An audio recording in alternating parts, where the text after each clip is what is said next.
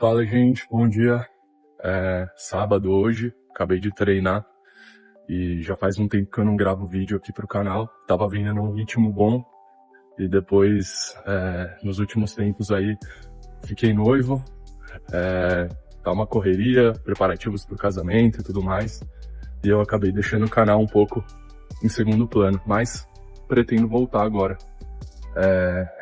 Hoje, inclusive, tenho que passar na igreja para pegar a certidão de batismo, que é para poder organizar as coisas pro casamento agora. E é isso. Nesse vídeo eu pretendo falar um pouquinho sobre um livro que eu terminei de ler agora. O último vídeo que eu fiz sobre livro foi legal, teve relativamente bastante like, acho que o pessoal gostou. Então eu vou falar sobre um livro que eu terminei de ler agora que se chama Como Fazer Grandes Coisas.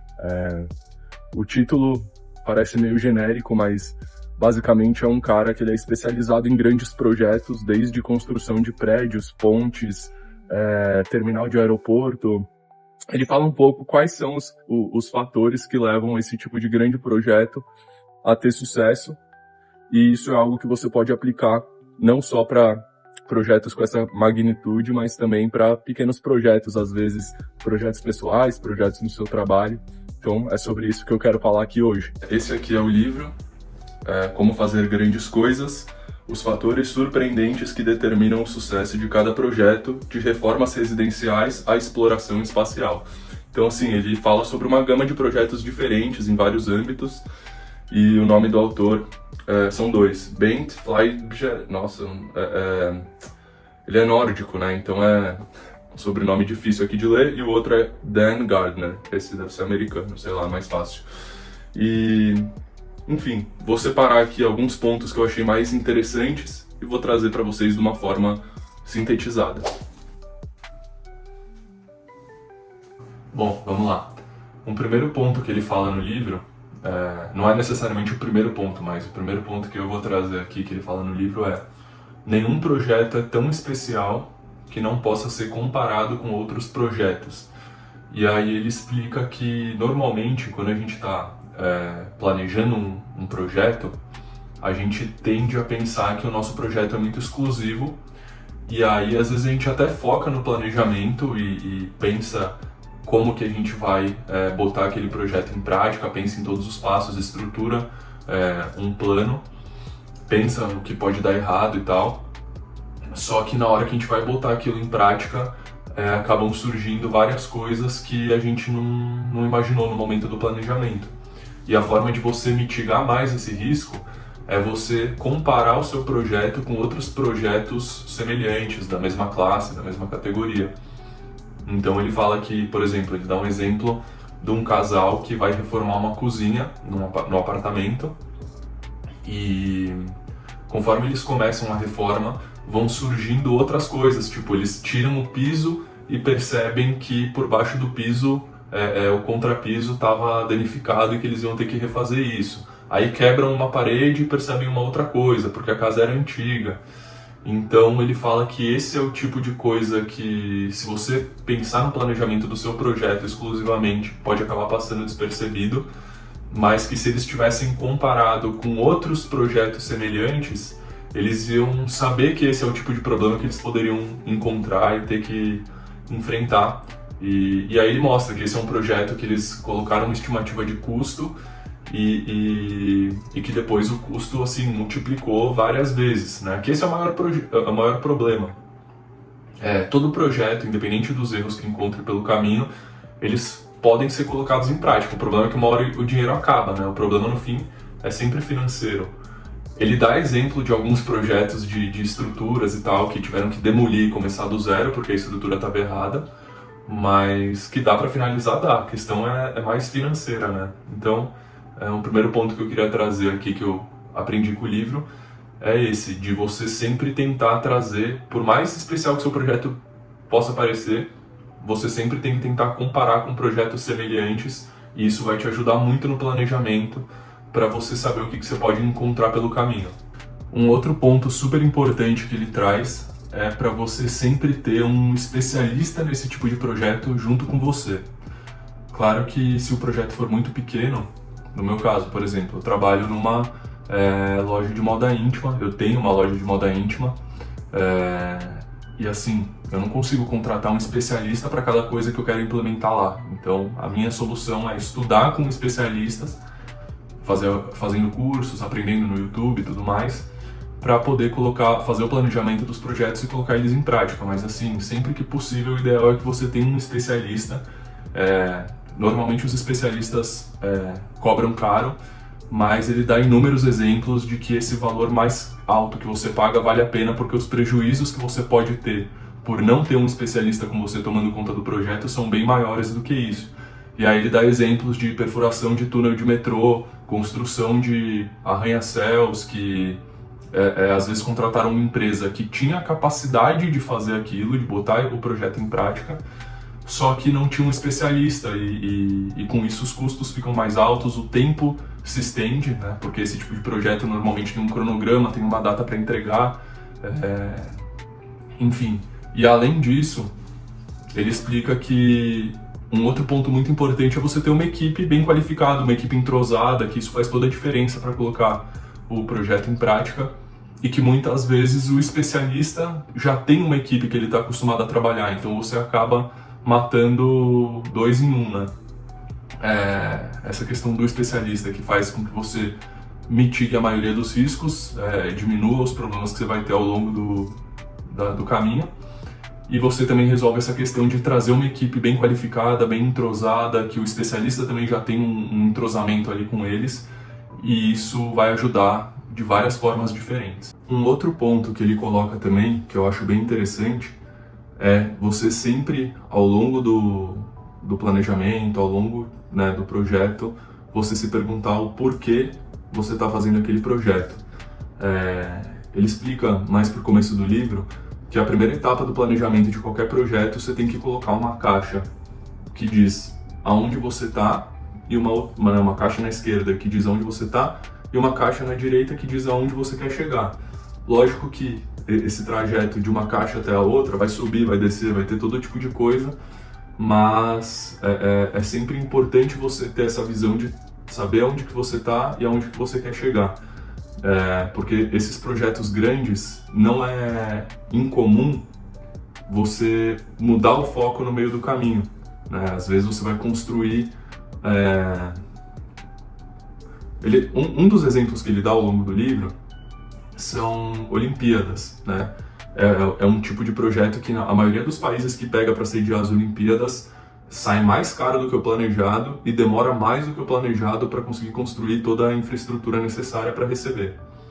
Então ele fala que ao longo dessas construções dos estádios, da infraestrutura para receber os atletas e tudo mais, é muito comum as pessoas se apegarem em questões de ego, às vezes, né? Porque também envolve política, então, além de sediar as Olimpíadas, normalmente o responsável político na ocasião vai querer fazer algo que, né, suba o nome dele, e isso é algo que pode influenciar no projeto, seja deixando mais caro, seja fazendo com que demore mais.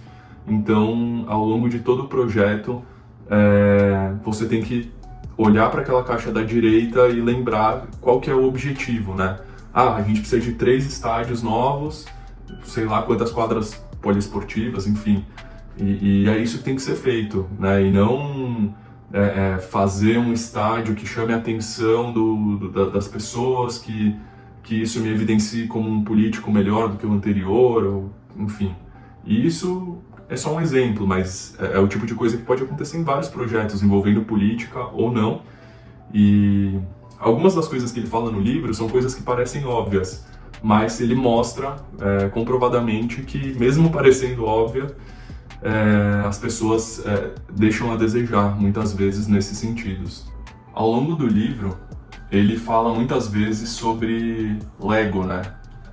Ele usa o Lego para exemplificar a modularidade dos projetos. Ele faz comparações ao longo do livro e mostra gráficos e tudo mais que mostram os projetos que têm mais probabilidade de fugirem do planejamento, assim, seja em termos de gastar muito mais do que o planejado inicialmente, até projetos que levam muito mais tempo do que o planejado inicialmente.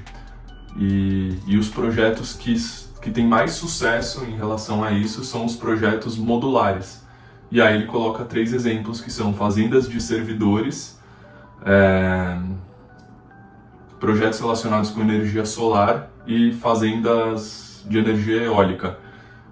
Ele mostra que essas são 3 categorias de projetos que, independente do tamanho, costumam ser muito assertivos em relação ao tempo estabelecido para concluir e o valor, o orçamento, né? Justamente por serem modulares. Então, os projetos relacionados com energia solar, você produz as placas, são pequenas placas, então elas são fáceis de produzir. Você junta uma placa com a outra e você faz os painéis, e você junta um painel com o outro e você faz a fazenda de energia solar. Não sei se é fazenda o termo que ele utiliza, mas enfim. Ele fala que independente do tamanho, da quantidade de hectares que tenha isso, esses projetos são muito assertivos por conta dessa modularidade. A mesma coisa acontece com as fazendas de servidores e com projetos de energia eólica, porque a energia eólica, as fábricas produzem a hélice, que é algo simples de se produzir, produzem os postes lá, juntam as hélices, encaixam nos postes, tem um módulo, um transformador que vai captar a energia ali do movimento dessas hélices e vai jogar para uma bateria, não sei, para alguma coisa que vai segurar essa energia e vai distribuir. E a fazenda de servidores a mesma coisa. Pega um servidor, junta um com o outro, faz essas... Qual que é a palavra que ele usa? Não vou lembrar agora, mas acho que deu para captar essa questão da modularidade. E ele fala que é importante que todas as pessoas que vão trabalhar em projetos entendam como que pode quebrar esse projeto em pequenas coisas e gerar módulos e repetir esses módulos, né? Que todos os projetos existe margem para transformar em modulares. Então ele fala, sei lá, desde um bolo de casamento, que o ideal é que você faça pequenos bolos e depois você vai colocar um em cima do outro e você vai fazer um bolo de casamento. Então ele fala, quanto mais personalizados são os projetos, maior a chance de se gastar mais e de demorar mais para eles ficarem prontos. E para concluir, eu vou sintetizar 3 outras ideias que ele aborda ao longo do livro que eu acho que fazem sentido também. A primeira é: pense devagar e haja rápido. O que ele defende, né, ao longo de todo o livro é que o planejamento é mais importante do que a execução em si. E o planejamento é de fato esses outros pontos que eu coloquei. Comparar, antes de botar o seu projeto em prática, antes de planejar, comparar o seu projeto com outros projetos da mesma categoria, entender quais são todos os riscos que envolvem esse projeto, planejar de fato quais são as etapas que vão ter que ser seguidas até colocar aqui, até conseguir construir ou deixar pronto o que você está trabalhando, ter um especialista junto com a sua equipe, enfim.